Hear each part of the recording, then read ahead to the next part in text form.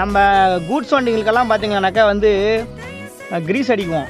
Greece அடிக்காமல் ஓட்டினா என்னென்ன ஃபால்ட் வரும்னு பார்த்தீங்கன்னா, ப்ராப்ளம் வரும்னு பார்த்தீங்கன்னாக்கா, நம்ம கிரீஸ் அடிக்காமல் ஓட்டினோம்னா நம்ம வண்டி வந்து ஒரு 60க்கு மேலே வண்டி ஓட்டோம்னா ஸ்டேரிங் வந்து வாப்ளிங் ஆகும். வாப்ளிங்னா ஸ்டேரிங் வந்து கடன்னு உதிரும். அது ஒரு பிரச்சனை நடக்கும். கிரீஸ் அடிக்காமல் நம்மளால் ஓட்டினோம்னா நம்ம வண்டி வந்து ஸ்டேரிங் வந்து கட் பண்ணால் வந்து டைட்டாக இருக்கும். ஓகேங்களா? அதே மாதிரி நம்ம ஜாயிண்ட் போல்ட்டுக்கு அதே மாதிரி இந்த வீலு கட் ஆகுதுல்ல, அந்த இடத்துல அந்த நிப்புலில் அதே மாதிரி இந்த இடத்துல ஸ்டேரிங் ராடு கீழே பார்த்தீங்கன்னா இங்கே வரும். இந்த நிப்புலெல்லாம் வந்து கிரீஸ் அடிக்கணும். நீங்கள் அடிக்காமல் போட்டிங்கன்னாக்கா ஸ்டேரிங் வந்து கட் பண்ணுறது ரொம்ப டைட்டாக இருக்கும். பவர் ஸ்டேரிங்லாம் ஓரளவுக்கு பரவாயில்ல, ஓரளவுக்கு. ஆனால் ஆர்டினரி ஸ்டேரிங்லாம் நீங்கள் கிரீஸ் அடிக்காமல் போட்டிங்கன்னா ஸ்டேரிங் ரொம்ப டைட்டாக இருக்கும். ஓகேங்களா? எல்லா வண்டியும் கிரீஸ் அடித்தா தான் வந்து நம்ம ஸ்டேரிங்கே ஃப்ரீயாக நல்லா கட் ஆகும். இல்லைனா வந்து ஸ்டேரிங் வந்து வாப்ளிங் ஆகும்.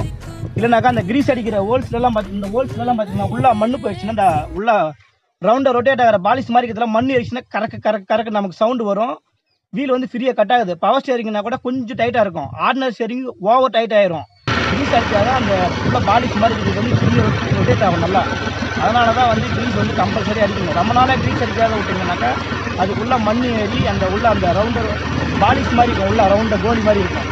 அதுக்கு மேலே நல்லா கல் போய் படிச்சுன்னா நமக்கு சீக்கிரமாக வந்து இந்த ஷாஃப்ட் டேமேஜ் ஆகும். வண்டி கறக்குன்னு போகும். வண்டி பிக்கப்பும் கொஞ்சம் கம்மியாகிற மாதிரியே இருக்கும் நமக்கு அந்த இதில் ஜாயிண்ட் போல்ட்லாம். அதனால தான் வந்து நம்ம கிரீஸ் அடிக்கணும். லோக்கல் ஓட்டுறவங்கலாம் பார்த்திங்கனாக்கா ஒரு வாரத்துக்கு ஒரு முறை கிரீஸ் அடிச்சிக்காங்க. லைன் ஓட்டுறவங்க பார்த்திங்கனாக்கா ஒரு 2000 கிலோமீட்ரு ஓட்டினா ஒன்ஸு கிரீஸ் அடிக்காங்க. அது வந்து நல்லா கரெக்டாக இருக்கும். கிரீஸ் நம்மளாம் அடிக்காத ஓட்டிங்கனாக்கா ஸ்டேரிங் வாப்ளிங் ஆகிற பிரச்சனை வரும். ஸ்டேரிங் கட் பண்ணால் பவர் ஸ்டேரிங் கூட கருக்குன்னு கொஞ்சம் டைட்டாக இருக்கும். ஆர்டினரி ஸ்டேரிங் ரொம்ப டைட்டாக இருக்கும். அதனால் வந்து லோக்கல் ஓட்டுறவங்க வாரத்துக்கு ஒரு முறை அடிச்சிக்காங்க. லைன் ஓட்டுறவங்க ஒரு 1500லேருந்து 2000 கிலோமீட்டருக்கு ஒரு முறை கிரீஸ் அடிச்சிக்காங்க.